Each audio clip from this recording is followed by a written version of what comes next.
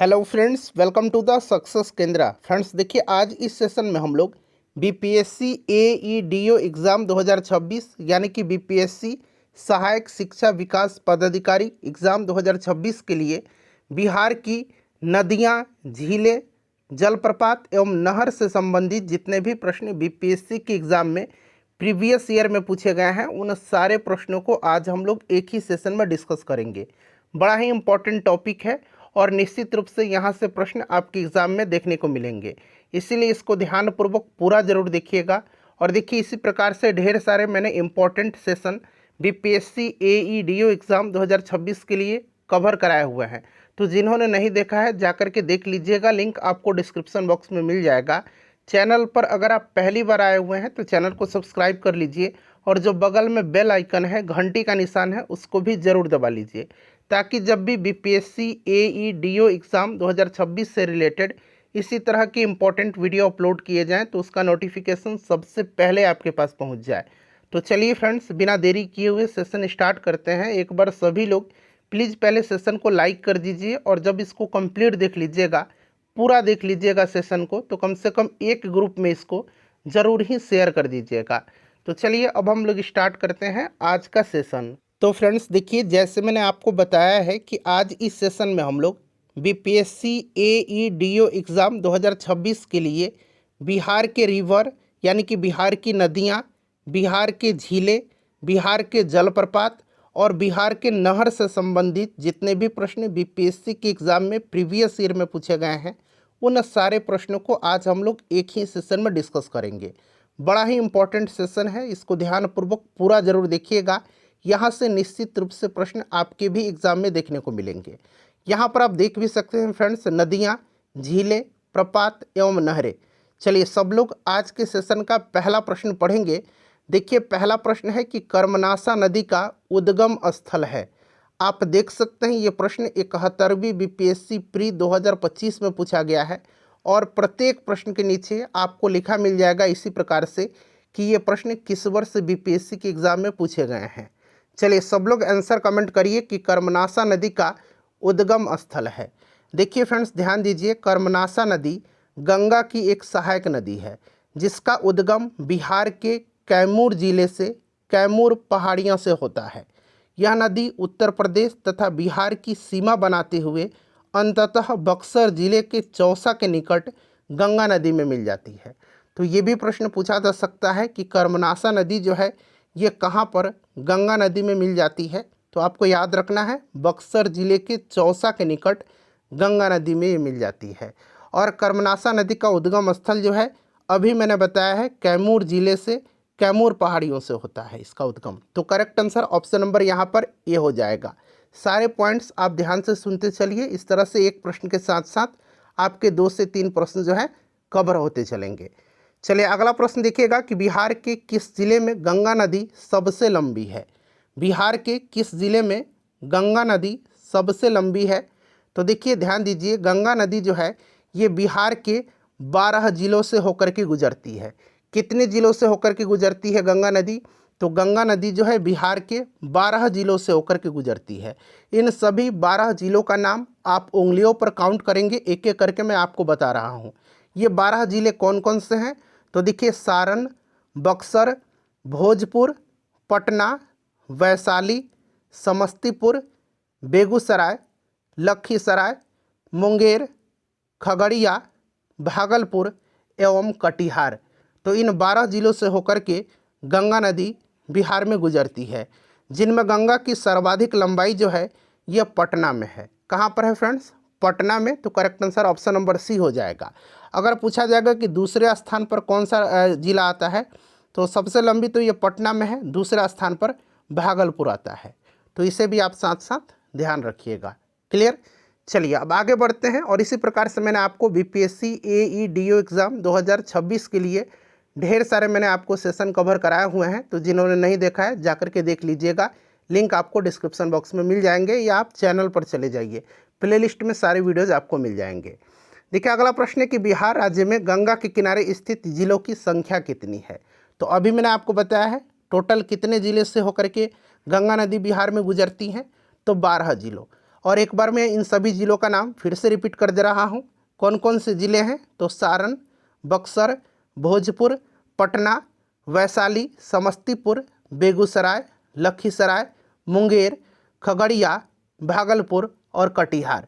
और फ्रेंड्स आप कमेंट करके बताइए कि आप किस ज़िले से हमारे वीडियोज़ को देख रहे हैं। चलिए, तो right answer option number C हो जाएगा। नेक्स्ट क्वेश्चन है कि निम्नलिखित झीलों में से कौन सी बिहार में स्थित है? इसमें पूछा गया है कि निम्नलिखित झीलों में से कौन सी बिहार में स्थित है। तो देखिए करेक्ट आंसर यहाँ पर ऑप्शन नंबर ए जिन्होंने भी दिया है बिल्कुल राइट है, अनुपम झील। अनुपम झील जो है ये आपका कैमूर में स्थित है और यह झील कैमूर वन्यजीव अभयारण्य की सीमा में स्थित है। कैमूर वन्यजीव अभयारण्य जो पड़ता है ये बिहार के कैमूर तथा रोहतास जिला में पड़ता है। ये भी आप ध्यान रखिएगा। कैमूर वन्यजीव अभयारण्य बिहार का सबसे बड़ा वन्यजीव अभयारण्य है। ये पॉइंट इंपॉर्टेंट है, इसको आप जरूर याद रखिएगा। सांभर झील कहाँ पर पड़ता है? राजस्थान में। और सुखना झील जो है ये चंडीगढ़ में पड़ता है। क्लियर है? चलिए, नेक्स्ट क्वेश्चन है कि बिहार का प्रथम रामसर क्षेत्र कहाँ स्थित है। यहाँ पर देखिए पूछा गया है कि प्रथम रामसर क्षेत्र कहाँ पर है। अच्छा, अभी अगर हम बात करते हैं रामसर स्थलों की संख्या, तो आपको याद होगा कि अभी 6 है। बक्सर में जो गोकुल जलाशय है वो भी रामसर स्थल का दर्जा में शामिल किया गया है। साथ ही पश्चिम चंपारण का उदयपुर झील है। याद रखिएगा, गोकुल जलाशय कहाँ का? बक्सर का। उदयपुर झील कहाँ का? पश्चिम चंपारण का। गोगाबिल झील कटिहार में पड़ता है, उसको भी जोड़ा गया है। ठीक है ना। और नागी पक्षी अभयारण्य और नकटी पक्षी अभयारण्य ये जमुई जिले में है, इनको भी रामसर स्थल का दर्जा दिया गया है। तो इन 5 हो गए। और पहला जो है ये आपका कौन सा हो जाएगा? तो फ्रेंड्स ये कांवर झील हो जाएगा जो बेगूसराय में पड़ता था। ठीक है ना। तो यहाँ पर ऑप्शन नंबर ए हो जाएगा बेगूसराय का कांवर झील। ठीक है ना। बिहार के बेगूसराय में स्थित है। एशिया में शुद्ध जल की सबसे बड़ी गोखुर झील है ये। ठीक है, इसको भी आप जरूर ही ध्यान रखिएगा। क्लियर? यह बिहार का पहला रामसर स्थल है और देश का 39वां रामसर स्थल है। कौन सा? अभी मैंने बताया आपको कौन सा? कांवर झील। ठीक है, चलिए नेक्स्ट क्वेश्चन कर लेंगे कि बिहार का पहला रामसर स्थल कौन सा है। देखिए ये प्रश्न जो है 66वीं बीपीएससी 2020 में पूछा गया है। फिर से ये प्रश्न जो है 67वीं बीपीएससी 2022 में भी पूछा गया है। तो कांवर झील हो जाएगा। यहाँ पर देखा ऑप्शन नंबर सी में करेक्ट आंसर हो जाएगा। ठीक है फ्रेंड्स, चलिए नेक्स्ट क्वेश्चन है कि एशिया की सबसे बड़ी एवं ताजे जल वाली गोखुर झील बिहार में कौन सी है। तो अभी मैंने गोखुर झील के बारे में बताया है। सबसे बड़ी ताजे जल वाली गोखुर झील जो है ये आपका कांवर झील है जो कि बेगूसराय में पड़ता है। बिहार का ये पहला रामसर स्थल भी है। ठीक है, चलिए उसके बाद नेक्स्ट क्वेश्चन है कि सारण सिंचाई नहर निकलती है। सारण सिंचाई नहर जो है ये निकलती है, ये पूछा गया है। तो देखिए गंडक परियोजना के अंतर्गत गंडक नदी पर त्रिवेणी घाट के पास जो है एक लंबा जो है बैराज बनाया गया जिससे कुछ नहरें निकाली गई और इनमें से एक सारण सिंचाई नहर भी है। तो इस प्रकार से देखा जाए तो गंडक यहाँ पर करेक्ट आंसर हो जाएगा। सारण सिंचाई नहर कहाँ से निकलती है? तो ये गंडक से निकलती है। ठीक है, चलिए उसके बाद देखिएगा कि निम्नलिखित नहर प्रणालियों में से किससे बिहार के क्षेत्र में सिंचाई होती है। निम्नलिखित नहर प्रणालियों में किससे बिहार के क्षेत्र में सिंचाई होती है? बताइए राइट आंसर क्या हो जाएगा। तो देखिए अगर हम प्रश्न का अनुसार बात करते हैं तो ये जो विकल्प दिए गए हैं उनमें त्रिवेणी नहर से जो है बिहार के क्षेत्र में सिंचाई होती है। और त्रिवेणी नहर जो है ये गंडक सिंचाई परियोजना से संबंधित है और ये पश्चिम चंपारण जिला में स्थित है। ठीक है ना, इसे भी आप ध्यान रखिएगा। तो करेक्ट आंसर यहाँ पर त्रिवेणी हो जाएगा। क्लियर? किस नदी पर है? ये गंडक नदी पर है। कहाँ पर? तो पश्चिम चंपारण जिला में। इतने सारे पॉइंट्स आप ध्यान रखिएगा। चलिए उसके बाद देखिए त्रिवेणी नहर किस नदी पर निर्मित है। आ गया ना, किस नदी पर निर्मित है? तो अभी मैंने बताया है गंडक नदी पर है, पश्चिम चंपारण जिला में। ठीक है, तो यहाँ पर देखिए ऑप्शन सी हो जाएगा। त्रिवेणी नहर को गंडक नदी से निकाला गया था। ठीक है फ्रेंड्स, चलिए नेक्स्ट क्वेश्चन भी देखिएगा वही है कि त्रिवेणी नहर का निर्माण निम्नलिखित में से किस नदी पर किया गया है। आप देख सकते हैं ये 69वीं बीपीएससी में 2023 में पूछा गया है और ये वाला देखिए 63वीं बीपीएससी में 2017 में ये प्रश्न पूछा गया है। तो प्रश्न जो है रिपीट भी होते हैं, इस चीज़ को भी आप ध्यान रख लीजिएगा। तो यहाँ पर करेक्ट आंसर क्या हो जाएगा? गंडक हो जाएगा। त्रिवेणी नहर का निर्माण निम्नलिखित में से किस नदी पर किया गया है? तो करेक्ट आंसर हो जाएगा गंडक नदी पर। नेक्स्ट क्वेश्चन है हमारा कि त्रिवेणी नहर में किस नदी से पानी आता है। देखिए प्रश्न को घुमा फिरा करके बार बार पूछा जा रहा है ना। करेक्ट आंसर गंडक हो जाएगा। उसके बाद देखिए निम्नलिखित में से कौन से समूह की नदियां बिहार और उत्तर प्रदेश के बीच की सीमा रेखा बनाती हैं? कौन से समूह की नदियां जो हैं बिहार और उत्तर प्रदेश के बीच की सीमा रेखा बनाती हैं, बताइए। तो यहाँ पर करेक्ट आंसर क्या हो जाएगा? तो देखिए ये आपका हो जाएगा ऑप्शन नंबर सी, कर्मनासा, गंडक और घाघरा नदी। ठीक है ना, ये उत्तर प्रदेश और बिहार के मध्य सीमा रेखा निर्धारित करती हैं। कर्मनासा नदी के बारे में मैंने आपको बताया है कि बक्सर के चौसा के निकट, ये गंडक पहलेजा घाट के निकट। ठीक है ना, ये आपका हो जाएगा कर्मनासा कहाँ पर? तो अभी मैंने बताया है कि बक्सर के चौसा के निकट। और गंडक जो है ये आपका पहलेजा घाट सारण जिला के निकट। और घाघरा नदी इंपॉर्टेंट है, सारण के रेविलगंज में जो है ये गंगा नदी में समाहित होती हैं। तो तीनों को याद रखिएगा। कर्मनासा कहाँ पर? बक्सर के चौसा के निकट। गंडक कहाँ पर? तो पहलेजा घाट। और घाघरा सारण के रेविलगंज में आकर के ये गंगा नदी में समाहित होती है। ठीक है, घाघरा को सरयू के नाम से भी जाना जाता है। ये प्रश्न ऑलरेडी पूछा भी गया था बीपीएससी टीचर के एग्जाम में। ठीक है, चलिए नेक्स्ट क्वेश्चन है कि निम्नलिखित नदियों में से कौन बिहार में गंगा से मिलती है? कौन नदी इसमें जो है बिहार में गंगा नदी से मिलती है? तो करेक्ट आंसर यहाँ पर देखिए गंडक, सोन, घाघरा, पुनपुन सब हो जाएगा। गंडक के बारे में मैंने आपको बताया है। ठीक है ना, उसके बाद देखिएगा घाघरा के बारे में भी मैंने बताया है कि रेविलगंज यानी कि छपरा सारण में आकर के मिलती है। सोन जो है ये मनेर के निकट मिलती है गंगा में। सोन कहाँ पर? मनेर के निकट। ठीक है ना, मनेर के निकट। और पुनपुन जो है ये फतुहा के पास जो है आकर के गंगा में मिलती है। पुनपुन के बारे में पूछा जाता है तो फतुहा में ये गंगा नदी में आकर के मिलती है। ठीक है, सभी के बारे में मैंने आपको बता दिया। एक एक पॉइंट यहाँ से इंपॉर्टेंट है, इसको ध्यान रख लीजिएगा। तो राइट आंसर सभी हो जाएगा 1, 2, 3, 4। क्लियर? चलिए फ्रेंड्स, सेशन पसंद आ रहा है तो प्लीज़ सेशन को एक लाइक ज़रूर कर दें और एक ग्रुप में इसको ज़रूर शेयर कर दीजिएगा। चलिए अगला प्रश्न है कि निम्नलिखित में से कौन सी नदी फतुहा के पास गंगा में मिलती है? अभी मैंने आपको बताया है कौन सी नदी फतुहा के पास गंगा में मिलती है। तो फ्रेंड्स ये नदी जो है ये पुनपुन नदी है। ठीक है ना। घाघरा कहाँ पर मिलती है? जिसको सरयू कहा जाता है, रेविलगंज में। सारण में रेविलगंज में आकर के ये गंगा में मिल जाती हैं। ठीक है, चलिए नेक्स्ट क्वेश्चन है कि गंडक नदी का दूसरा नाम क्या है? बताएंगे सभी लोग। तो फ्रेंड्स इसका नाम जो है गंडक नदी का क्या नाम है? नारायणी है। ठीक है ना। और इसका एक अन्य नाम है सालीग्रामी। सालीग्रामी भी इसका एक अन्य नाम है, याद रखिएगा सालीग्रामी। ठीक है फ्रेंड्स, तो नारायणी हो जाएगा। यहाँ पर देखिए गंडक नदी का दूसरा नाम नारायणी भी है, सालीग्रामी भी है। ठीक है ना, ये भी आप ध्यान रखिएगा। और गंडक नदी आपको याद होगा कि नेपाल हिमालय से निकलती है और पहलेजा घाट के निकट जाकर के गंगा नदी में मिल जाती है।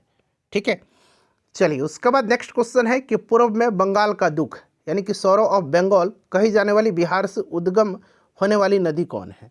बताइए। तो ये दामोदर नदी है। कौन सी? बंगाल का दुख कहा जाता है, बंगाल का शोक कहा जाता है दामोदर नदी को। ठीक है, दामोदर नदी जो है ध्यान रखिएगा झारखंड, उस समय ये प्रश्न देखिए पूछा गया 1999 में, जब बिहार और झारखंड एक में थे। ठीक है ना, तो ये आपके उस समय अगर बात करें तो बिहार ही था, बट अभी वर्तमान बात करते हैं तो झारखंड राज्य के पलामू जिले से उद्गमित होती है। ठीक है, और ये भ्रंश घाटी से होकर के प्रभावित होती है। ठीक है ना, ये दामोदर नदी, इसे आप ध्यान जरूर रखिएगा। क्लियर? चलिए उसके बाद नेक्स्ट क्वेश्चन है कि बिहार में दामोदर प्रवाहित होती है। ये भी देखिए जब झारखंड बिहार एक में थे तब भी ये प्रश्न पूछा गया है। तो ये एक भ्रंश घाटी से, अभी मैंने बताया है। ठीक है ना, भ्रंश घाटी से। क्लियर? चलिए नेक्स्ट क्वेश्चन है कि निम्नलिखित अपवाह प्रणालियों में से किससे बिहार की भूमि अपवाहित होती है? यह भी रिसेंटली प्रश्न पूछा गया है 17वीं बीपीएससी में। बताइए। तो इनमें से अगर हम बात करते हैं तो ये घाघरा नदी है, घाघरा नदी है। ठीक है ना, और घाघरा नदी के बारे में बताया है, सरयू भी इसको कहा जाता है, और ये बिहार में रेविलगंज सारण के निकट आकर के गंगा नदी में मिल जाती है। ठीक है, नेक्स्ट क्वेश्चन है कि बिहार की भूमि निम्नलिखित में से किस नदी प्रणाली से अपवाहित होती है? बताएंगे। तो फ्रेंड्स ये गंगा हो जाएगा, इसमें से गंगा हो जाएगा।